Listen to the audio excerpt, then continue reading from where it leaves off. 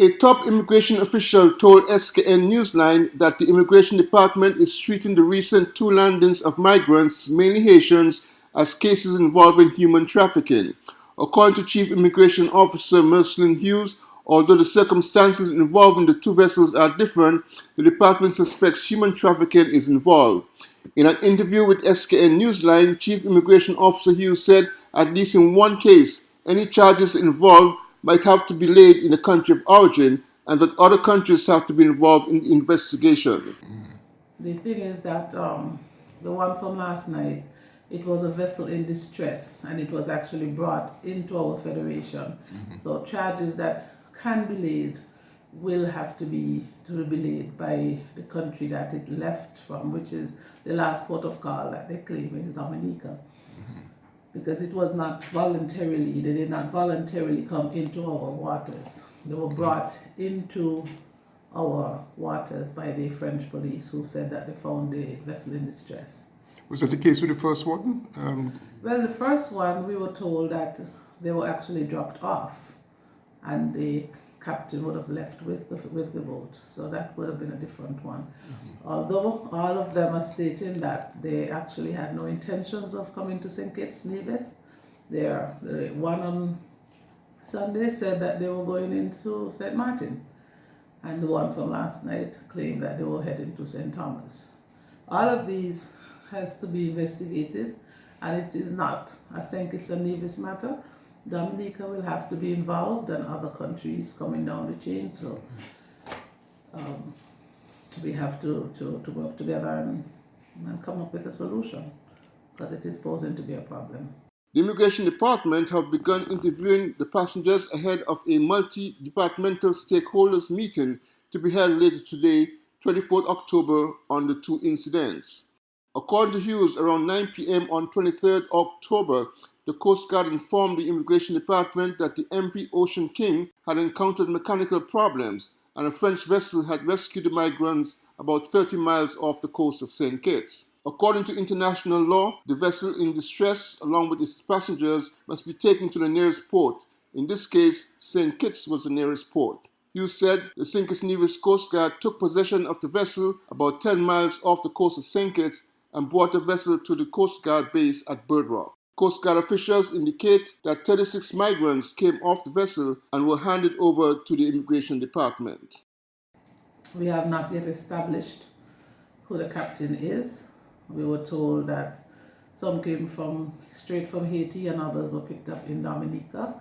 So at the moment we're conducting investigations to determine exactly what. At the moment they also housed at the St. Kitts Nevis Defense Force.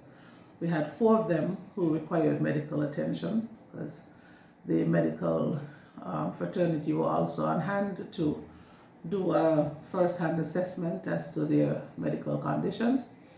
And 4 of them were taken to the hospital last evening. 2 has since been discharged and 2 are hospitalized. The 36 migrants joined the 15 migrants already on the investigation. Glenn Bart for SKN Newsline. I'm at the Techno Temporary Housing Complex in Kumamoto Prefecture in Japan. This is one of the temporary houses that housed at one point some of the victims of the Kumamoto earthquakes back in April 2016. They were housed here until they were able to rebuild their homes and to be able to be relocated or actually return to their homes. Journalists on the APIC Japan Journalism Fellowship had the unique opportunity on Friday to visit the Techno Temporary Housing Complex. It was designed to house persons left homeless by 2 earthquakes that rocked Kumamoto Prefecture in 2016. A total of 669 temporary houses were made available for Mishiki Town residents. 516 are located at the housing complex we visited. Mr. Jun Ishibashi of Mishiki Town's Life Rebuilding Assistance Program Division said the complex has 7 shops, including a supermarket, hair salon and barbershop, a confectionery and a chiropractor. The authorities learned from past disasters, including the 2011 earthquake and tsunami in Japan's northeast, and this time created an ideal housing layout in the complex to ensure ample space for residents. 2 houses or 3 houses, they are not the like attached long block. The gap in between them. So it used to be 4 meter. Now there's a wider sort of street or the gap area of 5.5 meter. And in between these buildings, we have some wooden benches. We made them so as to avoid sort of density. As people rebuilt their homes, they are relocating and moving out of the temporary houses. Mr. Ishibashi said that as of September, only 495 persons occupied 215 homes, a 42% occupancy rate. The complex also features 3 model homes for permanent replacement housing. Each cost 10 million yen, or about $92,000 to construct. The cost does not include the landscaping and fencing, just the house structure, inclusive of air conditioning. However, these houses are built to meet Japan's highest standards for earthquake resistance. Disaster victims are responsible for rebuilding their homes, but get a subsidy of 1 million yen from the central government. So you should, normally you get, that's a sort of uniform, say amount, you get 1 million, and after that, in addition, say whether it's going to be collective housing or you're going to rebuild the house that you used to live in or repair. So depending on that, and then you get subsidy. それも国から and that's also from the central government. You can apply for subsidy. And from prefecture, say that new house is built, and when they move, so all the cost for moving is funded. So it's again the flat rate of 100,000 yen. Also, that's provided to everyone who's moving out of temporary housing.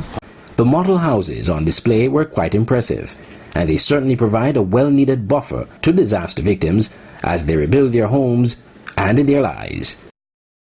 Coming to you from the Kumamoto Prefecture in Japan, I'm Andre Huey for SKN Newsline. Get ready for the biggest Latin crossover event in St. Kitts. It's the 10th annual Latin Fiesta. Sunday, October 27th at the Frigate Bay Lawn, featuring Joe Ferraz, Marucci, Victor y la Sonora Salwadera, Mr. Bus Fight, and DJ Flames.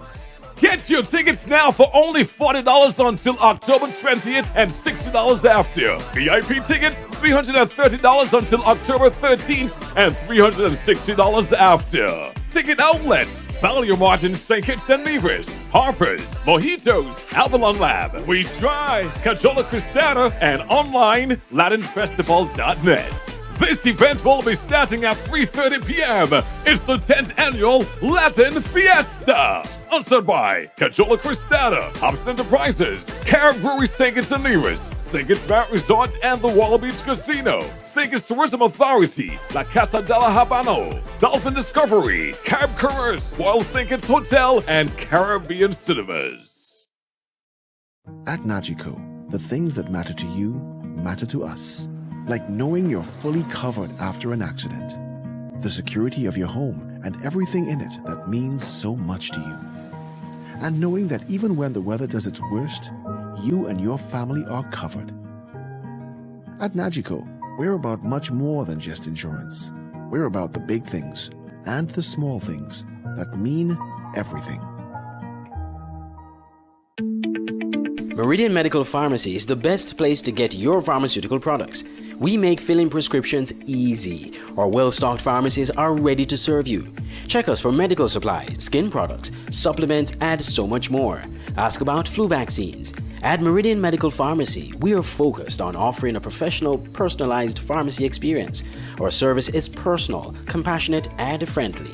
Located at our state-of-the-art medical facilities at the corner of South Independence Square Street and Adlam Street, downtown Bastyr, St. Kitts. And now we have a new branch on Frigate Bay Road in the Sugars Complex. Call 465-5096 and 465-3306 or email pharmacy@meridianmedcons.com. Visit Meridian Medical Pharmacy today and experience professional customer care and fast prescription fill-in service. Meridian Medical Pharmacy. Yokohama is considered one of the leading cities in Japan on waste management and recycling. Tomohiro Kamewaka, manager of the Policy Coordination Division of the Resources and Waste Recycling Bureau of Yokohama, gave a briefing to visiting journalists at the Tsurumi Recycling Center on Wednesday. He explained that Yokohama's waste management process is very involved, from collection to waste sorting at the recycling center. Households are expected to place their garbage in separate labeled receptacles for PET bottles, plastic, paper, etc. The waste is collected in garbage trucks where burnable waste is incinerated and non-burnable and recyclable wastes is taken to the recycling center. Incineration. As for burnable waste, they are taken to these incineration facilities. So there are 4 of them in Yokohama.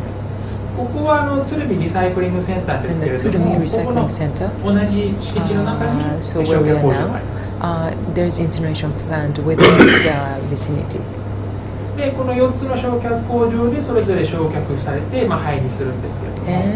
the burning, incineration is done, and the garbage will become ashes. And using the power, actually, say electricity is generated from the heat from the incineration plant. Built in 1995, the recycling center is equipped with machines for waste processing and garbage sorting, designed to separate collected household waste, which are later packaged and sold to recycling companies in Japan. The ash from the incinerated waste is transported to a secure disposal site in the sea. No need for fear of toxic elements. The waste managers are careful to test the water and minimize seepage. Burnt waste generates power through the incineration plants, which is later sold. This activity earned $29.1 million in 2018. The city switched to sorting 15 types of waste in 2001, and last year close to 2 million tons of waste were collected and 127,000 tons of it buried. As of 2017, Yokohama's annual budget for waste management was 43.5 billion yen, which is around $400 million, or 2.6 of the city's total annual budget. The city continues its public awareness campaign on waste separation, which obviously helps their garbage collection efforts. Households refusing to comply could be fined, but the compliance rate is high. It's very rare. It's not that we want to collect fine. The idea is that we want people to, abide by rules. So it doesn't really. It's really rare that we actually had to fine the person. I'm Andre Huey, coming to you from Yokohama, Japan, for SKN Newsline.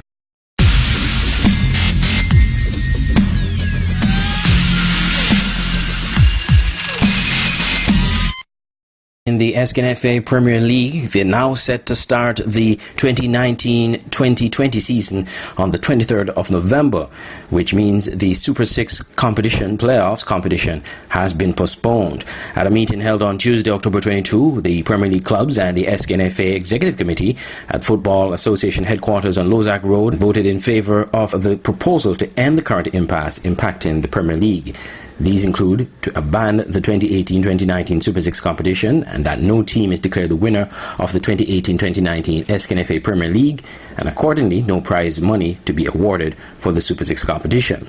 To commence the new 2019-2020 SKN Premier League season within the shortest possible time frame. In a letter to the Premier League clubs, the SKN said in light of the decision taken by the Premier League clubs, the association is pleased to announce that the 2019-2020 SKN Premier League will kick off on Saturday, the 23rd of November at the Warner Park.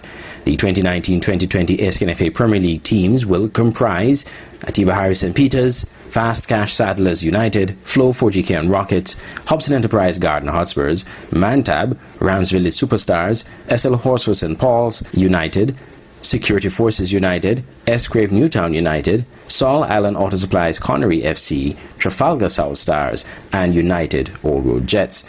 Registration of players is now open and will close on Wednesday, the 20th of November. The first transfer window is also open and will close on Friday, the 22nd of November.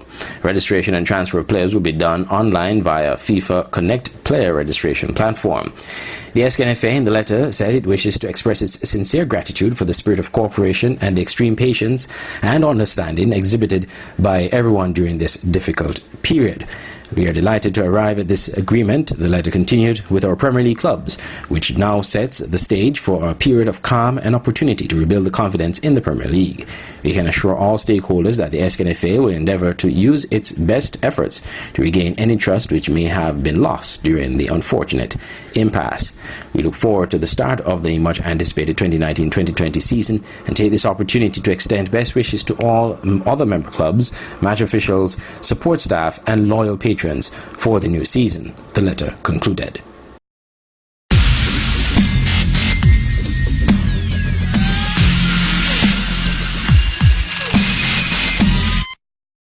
Now you can have SKN Newsline on the go. Introducing SKN Newsline Android mobile app. Search SKN Newsline in the Google Play Store. Download the app free and stay up to date with TV news, instant kitchen nevis in the palm of your hands. With this app, you can watch your news reports, watch our live news feed on SKN Newsline TV, engage with us and other app users in the chat room, look at our special features, send us news tips, and call us directly.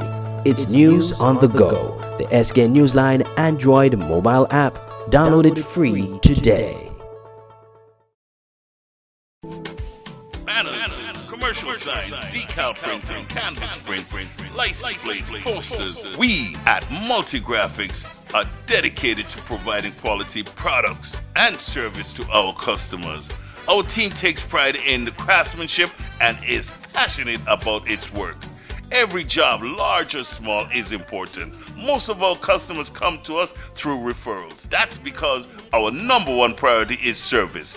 We serve a wide variety of customers, such as restaurants, retail stores, manufacturers, trucking companies, and many more. Our capabilities include design, production, and installation. How can we help? We are located at Bird Rock at the Woods Right compound. Call us at 869-763-1511 or 784-491-7599. Multigraphics. Online radio has never been this great. It's Voice of the Caribbean Radio at voiceofthecaribbean.net. Tune in for Caribbean music and programs, news, sports, entertainment, vibrant discussions, and much more. Tune into programs like Get Up Mornings with Carl D. Springett, live on weekday mornings. Let's Talk St. Kitts and Nevis with Andre Huey. The Caribbean News Hour and The Quiet Storm with Magic Man. Tune into great music to inspire you each day, only on Voice of the Caribbean Radio at www.voiceofthecaribbean.net or on our Android mobile app in the Google Play Store. Just search Voice of the Caribbean. We're also on TuneIn Radio. Voice of the Caribbean Radio, reaching the Caribbean and beyond. Check our website for program listings. For all your printing needs at top-notch quality, go to Digital Print Plus, located on Princess Street, Bastyr, St. Kitts. At Digital Print Plus, you get the best in business cards, letterheads, envelopes, wristbands, tent cards, rack cards, flyers, brochures, logo designs, posters, photos, architectural designs, 3D renderings, and so much more. Digital Print Plus gives you the best quality at competitive prices. Contact us at 767-7468 or email digitalprintskn@gmail.com or follow us on Facebook at Digital Print SKN. Digital Print Plus, for all your printing needs at the best quality.